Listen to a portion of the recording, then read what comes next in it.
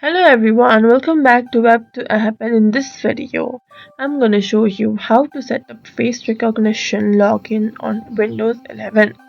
First of all, open your laptop and click on the start button. Now open settings and select accounts. Next, scroll down and click sign in options. Here you will see different sign in options where you can see the facial recognition option. Under Windows Hello Face, select Setup. Follow the on-screen instructions and position your face in front of the camera. Windows will scan your face and create a secure login profile.